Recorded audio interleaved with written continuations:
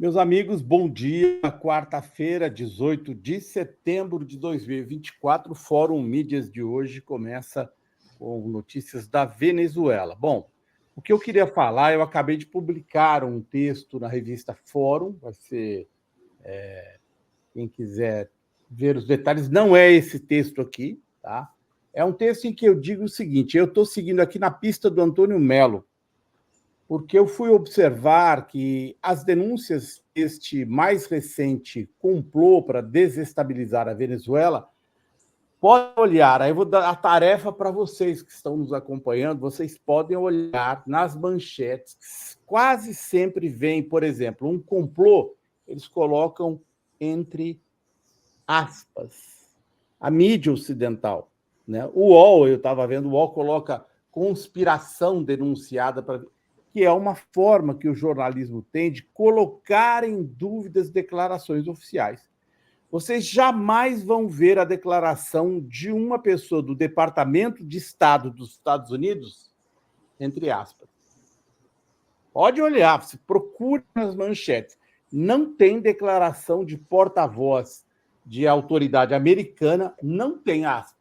O cara pode falar o absurdo que for, não tem aspas. Mas, curiosamente, conspiração, quando é denunciada pelo Maduro, pelo governo da Venezuela, em geral, tem muita coisa que vem com aspas, sugerindo dúvidas sobre a credibilidade. Mas aí você vai estudar os casos históricos, né? Esta denúncia mais recente, o Melo foi quem nos trouxe aqui, de um complô. Essa denúncia mais recente, ela não vem separada, ela não vem solta na história. Né? Em 2000, bom, já houve várias tentativas, primeiro, de assassinar... Bom, vamos voltar um pouco no tempo. Tem a Baía dos Porcos, invasão historicamente confirmada com o apoio dos Estados Unidos de Cuba. Tentativas de assassinato do Fidel Castro, por que não teria havido tentativas de assassinato do Hugo Chávez, do Nicolás Maduro? Em 2020, teve a famosa Operação Gideon, que foi tocada por um ex-boina verde, tropa da elite dos Estados Unidos. Alegadamente, os Estados Unidos nunca sabem de nada, mas isso é clássico, gente. Vocês acham, Melo e Ivan, que é possível que militares da ativa dos Estados Unidos ou esses caras se movimentem de um lado para o outro sem que os Estados Unidos saibam? Ah, vai contar para outra pessoa, gente. Vai contar, você lota para outra pessoa. Então, os Estados Unidos nunca sabem de nada que está acontecendo. Né? Eles são pegos de surpresa. Puxa vida! Neste caso agora, o que eu publiquei na Fórum, quem quiser dar um pulo lá, é assim, a ficha do militar da ativa dos Estados Unidos. Deixa eu só correr aqui, porque não deu tempo, gente, nem de trazer para vocês, mas eu vou colocar o link para quem quiser. O que eu escrevo lá? Ficha de americano preso na Venezuela é reveladora. Wilbert José Castanheda. Ele serve desde 2007 e essa ficha foi publicada na íntegra por um site militar de alta credibilidade dos Estados Unidos, que é um site antigo que acompanha as questões militares. Então, eles pegaram a ficha dele, publicaram, eu republiquei na Fórum, vou colocar para vocês, quem quiser ver. O tal do Wilbert, né? Você pode dizer o que...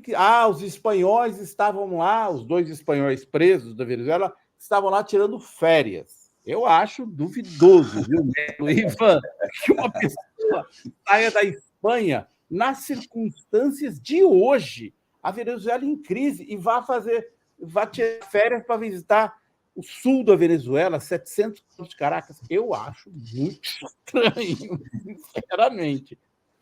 Agora, a ficha desse rapaz mostra que ele é Navy SEAL da ativa, ou seja, é a tropa de elite, como eu descrevo no texto. Deixa eu ver aqui.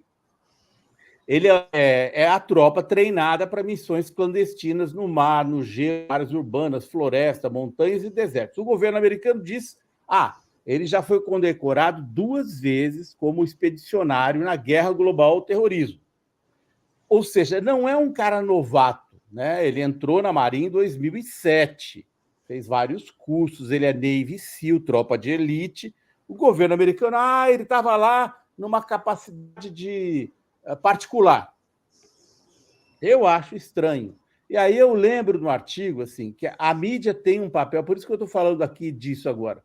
A mídia tem um papel muito importante na maneira como ela age. Porque, por exemplo, a Operação Gideon, aquela em que é comprovado, um americano tentou invadir a Venezuela, armou, conversou com o Guaidó, depois que aconteceu, o Guaidó disse que não tinha nada a ver com isso, esse cara é maluco. Mas é engraçado, porque a mídia passa o pano posteriormente, dizendo, não, isso é um bando de malucos. E aí eles batizaram a Operação Gideon, aquela tentativa de fato de invadir a Venezuela. Os caras foram presos, armados, a partir do território da Colômbia. Agora, aí eles batizam Operação Baía dos Porquinhos, que é para desfazer, entendeu? É para fazer pouco caso. Tipo, foi um bando de louco, não levem isso a sério. Gente, a gente precisa levar isso a sério. São tentativas reais de derrubar um governo com apoio internacional. Isso não é brincadeira com as pessoas... porque a mídia que faz as pessoas... não, Operação Gideon, batizada, apelidada de Baía dos Porquinhos, é para desfazer da seriedade das coisas, gente. Independentemente de você gostar ou não do Maduro e do governo da Venezuela, trata-se de uma intervenção estrangeira armada na Venezuela. O que é o governo brasileiro não condenar, por exemplo, isso é absurdo. É absurdo ficar sentado em cima. Não, como a gente está brigadinho com o Maduro, deixa lá ele se virar com as operações estrangeiras. Os caras estão presos lá. São 4 americanos, um foi preso ontem, mais um, né? E eu agradeço ao Antônio Melo por ter sido o primeiro a trazer esse assunto aqui para fórum. Eu fui na cola dele. O Edmundo Gonzalez, o Rutia, como diz a Ruth Nascimento Bezerra que está dizendo, está refugiado na Espanha. A posse do novo presidente da Venezuela, do Maduro, será apenas em janeiro. Ele está refugiado, ele foi reconhecido, eleito pelo parlamento espanhol. Estou achando que vai vir governo da Venezuela no exílio. Estou quase certo que vai vir, como aconteceu com o Guaidó. E, portanto, se isso acontecer, uma operação de desestabilização interna da Venezuela faz todo sentido histórico e político, gente. Então, tem gente que fala, o Maduro está chorando. Gente, isso é sério. E é muito triste que o governo brasileiro não se preocupe, porque uma eventual derrubada militar do governo da Venezuela, mesmo que for por o assassinato de um Maduro, causa instabilidade regional séria. O governo brasileiro não pode brincar com isso, gente. É o que eu tinha para hoje. Ivan, desculpe aqui o Melo, esse assunto é uma coisa muito séria, isso, muito séria. Eu quero fazer um comentáriozinho rapidinho para depois para o Ivan. Em cima disso que você estava falando, a gente não pode esquecer também que, desde 2020, o governo dos Estados Unidos botou a cabeça do Maduro a prêmio por 15 milhões de dólares. Um presidente de um país colocando a cabeça do presidente de um outro país a prêmio. E a mídia passa pano. E outra coisa, o CEO que foi preso lá, como reforçou bem o Azenha, é o profissional assassino militar, vamos colocar assim, trocando, mais bem treinado dos Estados Unidos. Basta lembrar que aquele que foi o maior inimigo dos Estados Unidos após 2001, eleito a pessoa mais perseguida do mundo e que demoraram 11 anos para pegá-lo, Osama Bin Laden, foi assassinado por um CEO lá na casa dele, no Paquistão. Então, não é um soldado, um mercenáriozinho que nem saíram daqui lá para a Ucrânia, é gente de ponta, do melhor, que teve o melhor treinamento e é considerado o top do top dos assassinos profissionais do Exército dos Estados Unidos. Sim, esse cara não caiu de paraquedas lá. Gente, é gente treinada. E estavam com 400, mais de 400 fuzis, que são fuzis utilizados pelos Estados Unidos.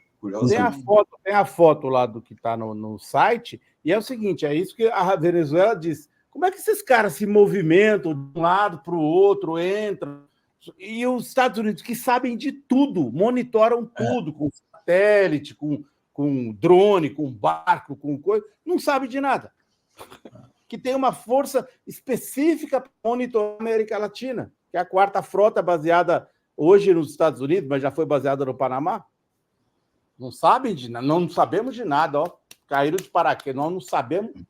Pelo amor de Deus, vai contar para outra pessoa. Ainda mais um militar altamente treinado como esse, eles têm que ficar de olho no cara, porque esse camarada é capaz de tudo, né? Porque o que ele tem de treinamento, assim como aqui o tráfico usa muito a experiência de BOP e de outras coisas para poder, né, treinar as suas tropas, um camarada desse pode treinar muito bem, pegar um grupo e organizar pegar os 15 milhões de dólares lá oferecidos pelo Maduro. O meu ponto não é nem gente aqui em defesa do governo Maduro, porque eu sei que tem gente aqui que odeia. O Brasil não pode ficar parado. Instabilidade, confusão na Venezuela é confusão para o Brasil. Uma transição não legal, uma transição que não seja feita com tranquilidade na Venezuela. Vamos que o Brasil negocia, o Maduro vai abrir mão do seu. Não vai fazer isso, mas vai abrir mão, vai lá o Routier. Se for uma transição agitada na Venezuela, nós teremos o caos na nossa fronteira, o caos na Amazônia. Calma, Brasil. Sem contar, né, Zenha Mello, que o Brasil, pela sua posição de protagonismo aí na América Latina, na América do Sul, né, nessa região, faz muita diferença, né? Apenas uma declaração de reconhecimento, né, do governo Maduro, e isso já ajuda, de alguma maneira, a melindrar, né, as articulações golpistas em torno da Venezuela, porque, afinal, é o Brasil se posicionando, e o Brasil tem peso aqui no continente. Agora, com o Brasil não reconhecendo a eleição do Maduro, né, acaba, de alguma maneira, contribuindo, né, para que o governo seja deslegitimado por outros países e, assim, facilitar, abrir caminho para esses planos golpistas, né. E posso dar uma perspectiva histórica, Ivan? Assim, nós sempre vivemos, a gente está acostumado, Ivan e Melo, a viver numa região tranquila, né? Tudo bem, não é que é a região mais tranquila do mundo, mas a América do Sul sempre foi relativamente tranquila. Interessa ao governo brasileiro criar uma crise que pode ser o futuro Oriente Médio. Ainda bem que temos na Colômbia hoje um governo de esquerda que também quer botar pano quente na situação. Porque se tivesse uma Colômbia governada por um extremista de direita, Ave Maria. Mas o Petro também está sob grande ameaça lá de golpe. A direita na Colômbia está em cima. Entende? Cara, você precisa levar isso em conta, porque se essa região mergulhar numa instabilidade em cima de centenas de bilhões de barris de petróleo, Ave Maria, diria eu. Exatamente, E, assim, né, o continente inteiro tá de alguma maneira vivenciando crises, né, políticas, institucionais, né, a gente vê agora a disputa entre o Evo Morales, né, e o Lúcio na Bolívia, né, a gente viu... outra confusão que vai ser... Outra confusão. A gente viu no Equador o que aconteceu recentemente, né, um aparente autogolpe que aconteceu ali, né, enfim, o continente inteiro, de alguma maneira, desestabilizado, e o Brasil, Peru, realmente, Então, você brincou, Zen, a América... Não, que é mais, estou comparando com o Oriente Médio. Israel, Você entendeu? É por isso, é por comparação. É óbvio que não é Márcia. Mas é isso, a gente vem observando instabilidade política em quase todos os países da América Latina, governo de direita na Argentina, né? E o Brasil não se posicionando no sentido de reconhecer o governo Maduro na Venezuela, que é onde acho que está ali o epicentro de uma possível escalada maior no continente. O Brasil não se posicionar nesse sentido acaba abrindo caminho para uma desestabilização ainda maior, né? É complicado. Bom, vamos lá, mudar de assunto um pouquinho. Eu trouxe hoje um artigo da Folha de São Paulo, editorial da Folha de São Paulo, que foi publicado hoje para a gente dar uma analisada aqui, que é o seguinte, é um editorial que critica o fato do ministro Flávio Dino, do STF, ter decretado regime de emergência climática e, com este decreto de regime de emergência climática, autorizar o governo federal a emitir créditos extraordinários fora da meta fiscal para combater a crise dos incêndios, que atingem cerca de 60% do território nacional. Todo mundo sabe que o Brasil está pegando fogo, né? É uma coisa sem precedentes. O Mauro comenta todos os dias aqui de manhã a situação em Brasília, que está irrespirável, né? Pessoas sendo presas por incêndios criminosos, que chegou a essa situação, né, por vários fatores somados, né? Mudanças climáticas, que tornou o tempo muito mais seco, variações climáticas que não tinham antes, né? Aliado aí a ações criminosas de setores do agronegócio, opositores ao governo, que vem tacando fogo mesmo, e se aproveitando da situação. E o Brasil está em chamas, coberto por fumaça. São Paulo registrou semana passada a pior qualidade do ar do mundo, enfim. É uma situação de fato de emergência no Brasil, e o Flávio Dino, pelo menos ao meu ver, de maneira correta, né, decretou, né, tomou uma decisão de determinar esse regime de emergência climática, o que permite o governo federal a gastar mais dinheiro para combater os incêndios, para contornar a emergência climática. E a Folha de São Paulo, em seu editorial, a opinião da Folha, né, divulga um artigo em que chama, né, esse crédito extraordinário de banalização. Para a Folha é banal liberar mais dinheiro para combater a crise climática e os incêndios que vêm assolando 60% do país, né? Veja só este trecho do artigo. É perfeitamente razoável e de interesse público, diz o artigo, né, que em situações extremas e imprevisíveis o governo possa liberar dinheiro temporariamente fora das regras que disciplinam o equilíbrio orçamentário. O perigo está na banalização deste expediente. Eu grifei banalização porque ele está sugerindo aqui, a Folha de São Paulo está sugerindo que liberar crédito extraordinário para combater incêndios que vem detonando as florestas brasileiras, que vem poluindo as cidades, que vem deixando as pessoas doentes, que liberar dinheiro para combater isso é banal.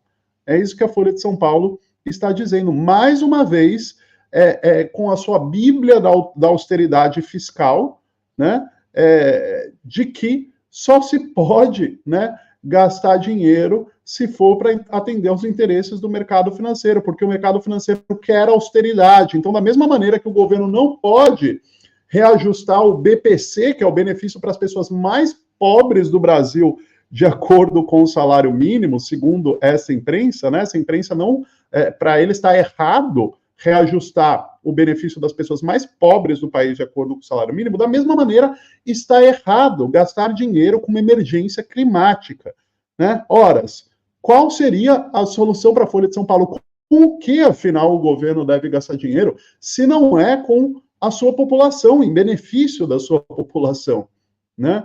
E aí segue aí o artigo da Folha de São Paulo. No caso em tela, a canetada monocrática de um ministro do STF se antecipou a providências e avaliações que normalmente caberiam ao Executivo e ao Legislativo. De certo, a estiagem se mostrou mais severa do que o esperado, mas o uso de recursos extraordinários deveria demandar uma análise mais criteriosa e transparente. Vamos traduzir aqui o que a Folha de São Paulo está dizendo. Ela está falando assim, o Brasil está pegando fogo, a floresta está sendo consumida, e fala, não, mas calma, vamos reunir a Câmara dos Deputados, o Senado, baixar uma emenda, né, analisar um projeto com toda aquela celeridade que a gente sabe que o Congresso Nacional não tem, né? Então, assim, é uma situação de emergência, a Folha de São Paulo reconhece que a situação é de emergência, mas não, a gente precisa analisar melhor esse crédito extraordinário, né? Precisa passar por comissões no Congresso Nacional, aprovar um projeto de lei, para aí depois que tiver tudo queimado, depois que destruiu tudo, aí a gente libera o dinheiro. Flávio Dino está errado para a Folha de São Paulo em aprovar, determinar a emergência climática. Diga, Melo. Desculpa interromper, mas é só por um detalhe. Nós sabemos o Congresso que nós temos. Você já imaginou o presidente Lula pedindo autorização ao Congresso para poder gastar esses 500 milhões no combate às queimadas? Quanto é que seria o preço? Além dos 500 milhões, de repente ia ter que pegar mais 500 em emendas para eles poderem aprovar os 500 milhões. Exatamente. Você vai fazer isso? Ali... Deixa a Folha de São Paulo... E assim, né, Melo? Viu? Deixa queimar a casa. Deixa queimar a casa, mas não mexe no teto da casa. A casa desabando, não. Não, segura. Não, e banalização de uma coisa que foi usada apenas 4 vezes na história. Uma vez na pandemia, outra vez foi para reeleger o Bolsonaro, ali foi... A outra vez foi agora no Rio Grande do Sul, com aquela tragédia das enchentes, e agora com outra tragédia. Porque o nome é isso. O que está acontecendo é uma tragédia no Brasil, uma tragédia. São áreas imensas destruídas que podem demorar décadas para serem recuperadas. E a Folha de São Paulo tem um histórico de ligação à produção de ovos, não esqueçam. Ovos fritos essa altura. Uma granja, né? Então é assim com o agro, é isso que eu quero dizer, olha, são assim com o agro. Não, e detalhe, né? A Folha de São Paulo está propondo aí, como o Melo disse, né? Para que o legislativo, né, analise com calma o crédito extraordinário e tudo mais, né? Olha de que legislativo a gente está falando, né? Um legislativo tomado pela bancada do agronegócio, né? Totalmente tomado por ruralista. Sim, eles vão ter muito interesse em liberar crédito mesmo para acabar com as queimadas, que é um próprio setor do agronegócio que está promovendo, né? Os representantes desses incendiários estão dentro do Congresso Nacional, né? E é basicamente assim, o Azé falou da casa pegando fogo. A gente pode dar um outro exemplo aqui. Imagina você ter um edifício pegando fogo, né? Um edifício sendo completamente destruído pelo fogo.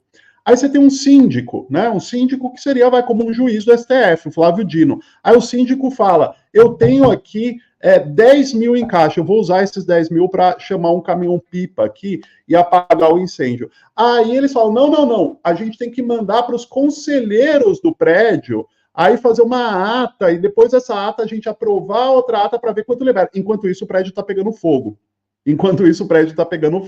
Quando finalmente esses conselheiros, que seriam o nosso legislativo, aprovarem o orçamento para apagar o fogo, já não tem mais fogo e o fogo consumiu tudo, né? É por isso que se chama situação emergencial, regime de emergência. É isso que nós estamos vivendo, né? Mas para a Folha de São Paulo, está sendo banalizado o crédito extraordinário. Se é banal usar crédito extraordinário para conter crise climática e incêndio no Brasil, o que não seria banal, no sentido de usar crédito extraordinário, né? Tem algo mais emergencial que isso, né? O que não seria banal para que o crédito extraordinário seja utilizado, né? Pois bem, aí o artigo prossegue. Agora, a intervenção de Dino, que em nada parece ter desagradado o governo Lula, no qual fez parte, suscita novos temores quanto à solidez do ajuste fiscal. E aí vem mais uma vez, né, o mantra do ajuste fiscal, nada pode passar por cima do ajuste fiscal, nem mesmo o fim do mundo. Nós estamos vivenciando um verdadeiro apocalipse, mas não, vamos manter o ajuste fiscal, né? Nem para salvar a própria pele se pode estourar o teto, tem que se manter o ajuste fiscal. E detalhe que esse artigo inteiro coloca como se a decisão do Flávio Dino, por ele ter feito parte do governo Lula, fosse uma decisão de dentro do governo Lula, né? Como se o Flávio Dino ainda fizesse parte do governo Lula, e ele não faz. Ele toma essa decisão como ministro do STF, mas o artigo tenta passar a impressão de que o Dino é um homem do Lula lá dentro da corte, que ele toma decisões de acordo com os interesses do governo, o que é uma falácia, né? Por fim, eu trouxe aqui um comentário do jornalista Flávio Costa, né, em cima desse artigo, que é bem o que a gente está falando aqui até agora, né? Ele diz, para a Folha, usar dinheiro emergencial para enfrentar uma das maiores secas que o Brasil já teve é um gasto para combater coisa banal. Então, gente, a depender da Folha de São Paulo, não se preocupem com os incêndios, com as queimadas, com a destruição das florestas, com as mudanças climáticas. Isso tudo é uma mera banalidade. Por hoje é isso. Agora vamos lá, são 500 milhões e a Folha está reclamando, né? Mas, no entanto, há pouco tempo a Folha estava defendendo a desoneração da Folha. Quer dizer, no caso da Folha, Folha mesmo também, né? Porque com a desoneração da Folha que o governo manteve, o cálculo é que o governo abre mão de 26,2 bilhões. E aí eles não falam em ajuste fiscal. Tem que ver quanto disso vai para a Folha, né? Porque eles estão reclamando, por um lado, deixando de pagar imposto e reclamando de gastar com e a Folha tem que explicar quantos funcionários ela contratou a partir da desoneração. Eu vou falar de outra coisa que eu quero ver aqui, como é que a nossa mídia vai se comportar com esse caso, que, para mim, não teve a mesma espetaculosidade, mas é tão importante quanto o ataque às Torres Gêmeas, que foi ontem o caso dos pagers lá no Líbano. É um absurdo.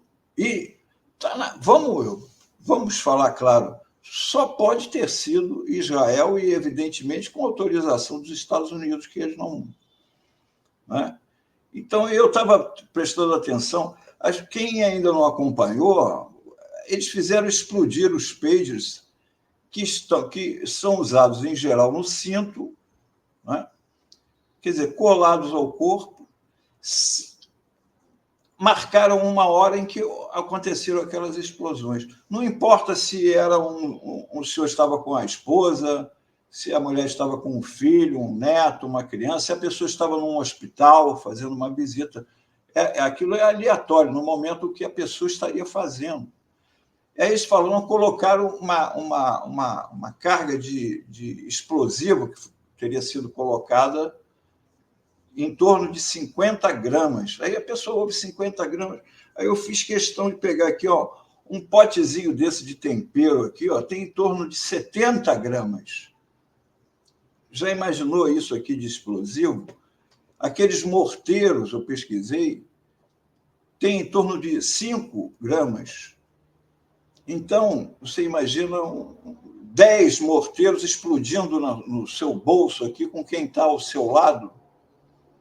Foi isso que aconteceu e matou até o momento 11 pessoas e feriu em torno de 4 mil. Aleatoriamente. Um governo resolve, eu vou fazer uma baixa lá na inteligência do Hezbollah e vou sair explodindo a pessoa e quem estiver perto dela. Isso é uma coisa... Quer dizer, só não é mais inominável porque o que Israel vem fazendo com Gaza, que agora, daqui a 19 dias, vai fazer um ano, né? Um país que faz o que vem fazendo há um ano, isso daí soma-se a mais uma. Mas eu acho que é no nível de espetaculosidade, entendeu? De ver até onde se pode ir no ataque ao o que seria mais inviolável, aquela peça que está contigo, como foi um pager, como poderia ser um celular. Você imaginou aqui as pessoas com celulares batizados por Israel, explodindo aí aos milhares, a dezenas de milhares. Olha o que diz o Giovanni Monteiro aí, Melo. Se acontecesse com agentes da CIA terem os celulares e peixes com as suas famílias em suas casas explodindo por ação estrangeira, terrorismo. Mas é o que é. na Folha. Ataque terrorista, mata funcionário da CIA. É um absurdo. Mas isso não é um ataque terrorista? É um ataque terrorista, como o do 11 de setembro. É um ataque terrorista. É um ataque que você usa, não é apenas para causar aquelas baixas, mas para causar um efeito, uma propaganda, porque aquilo é uma propaganda. Quando eles fizeram aquilo lá, também é uma propaganda. É uma propaganda. Olha até onde nós podemos ir, olha o que nós podemos fazer. Entendeu? E aí eu estou querendo ver qual vai ser, porque hoje as primeiras páginas não tinha nada.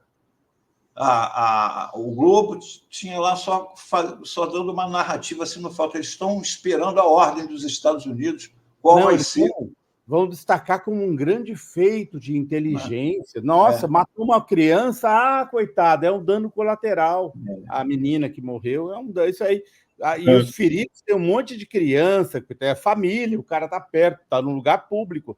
É tudo dano colateral, gente. O objetivo é acabar com uma organização terrorista e colocar fogo ainda mais no Oriente Médio, como se precisasse. Detalhe, morreu uma criança de 10 anos, né? Morreu uma criança de 10 anos nesse ataque dos pagers.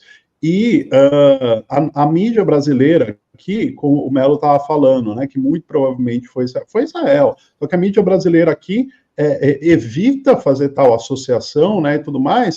E olha só, a mídia internacional, The New York Times e a Al Jazeera, eles cravam que foi Israel, cravam e dão todo o detalhamento de como deve ter sido executado esse plano do Mossad, né, que é a inteligência de Israel. Então, eles falam com todas as letras que foi Israel, que o Mossad conseguiu uma fábrica de pagers em Taiwan, e aí de lá eles produziram esses pagers com explosivos e tudo mais, né?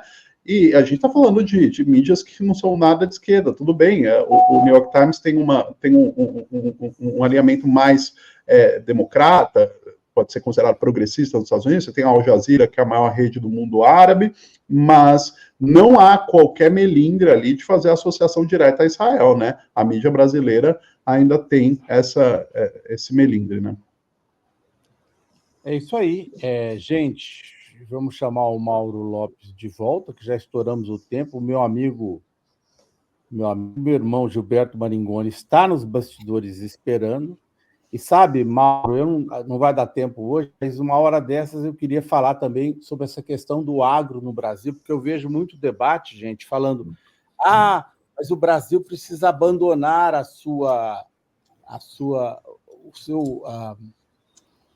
prioridade em relação à produção do agro, sem lembrar que o Brasil não é soberano. O Brasil faz parte de um sistema econômico internacional e o papel de exportar água e sol é dado ao Brasil pelo sistema econômico internacional. Uhum. E um governo é incapaz de evitar fazer isso, de se livrar disso, porque o Brasil não tem soberania. Por isso que a gente tem falado tanto aqui nesse, né, Mauro? O Fórum Café é o primeiro a falar. Precisamos de soberania na mídia, nas redes sociais, no controle do petróleo, da energia elétrica. Um país que não é soberano, gente, é carregado pelos outros, como nós somos. Por quê? Estamos inseridos num contexto de capitalismo internacional em que nós não mandamos em nada dentro do próprio Brasil. Vamos falar a verdade.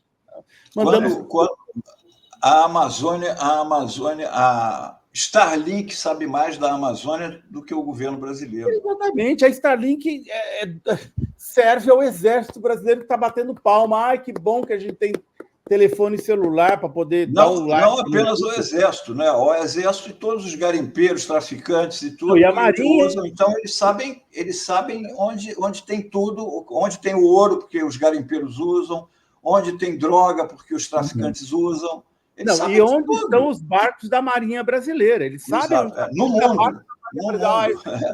Então, vamos supor que tem uma invasão lá. Olha, o barco da Marinha Brasileira que cuida da costa para pesca ilegal está em tal lugar. Manda um navio pescar ilegalmente em outro lugar. Gente, isso é uma possibilidade. Não estou dizendo que a Starlink vai fazer isso, mas um vazamento, este é o nível de falta de soberania do Brasil.